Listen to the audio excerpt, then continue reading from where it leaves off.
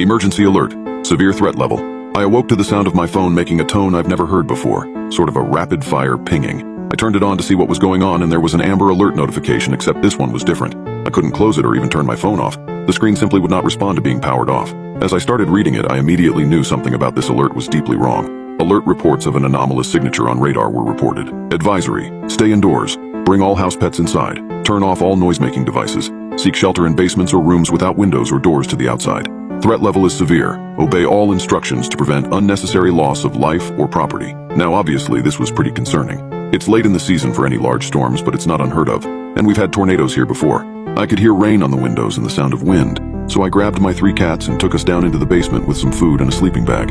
While the cats wandered around, I had time to sit and read the alert over again, which is when things started to seem strange. I must have missed it the first time, but now I noticed the warning to turn off all noise-making devices. What did that mean? Why would that be important? Even with a television at full blast, you'd certainly be able to hear a tornado coming, or at the very least see the damage it was inflicting. It was like they didn't want something to hear us. I started looking at the alert itself next. The interface of the warning wasn't one I recognized. The border wasn't consistent with any apps or the OS.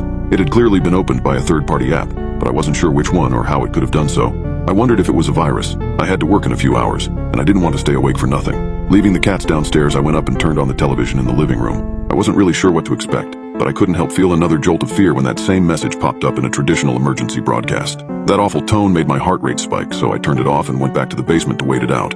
I sent my boss a text, letting him know I might not make it in that day, and as it turned out, he was also in his basement. He could hear what sounded like heavy rainfall and wind outside. We wished each other well and went back to waiting. Eventually, I curled up in my sleeping bag and fell asleep. We all woke up at the same time about an hour later. It wasn't as much a jolt, but more a slow, confused awakening. I knew something wasn't right.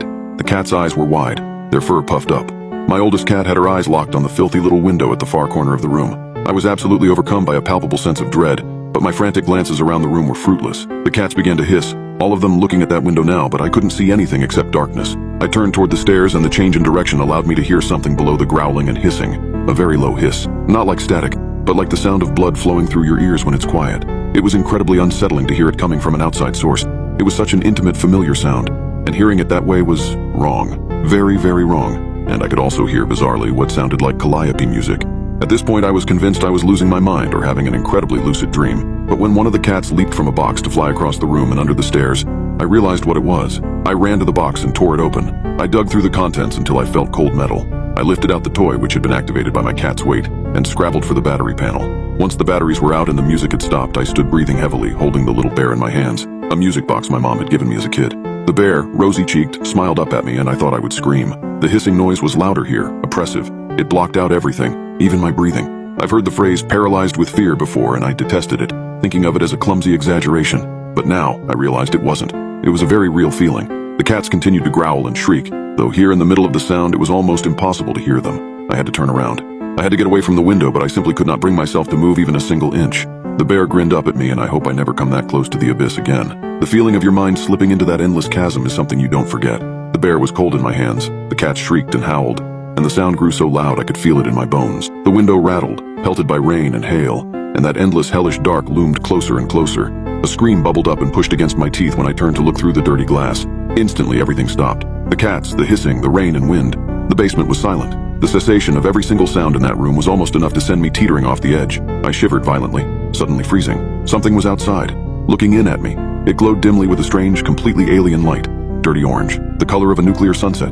The panic was so great now that it had transformed into an almost ethereal disassociation. The calm before the predator rips into flesh and bone. Something was at the window.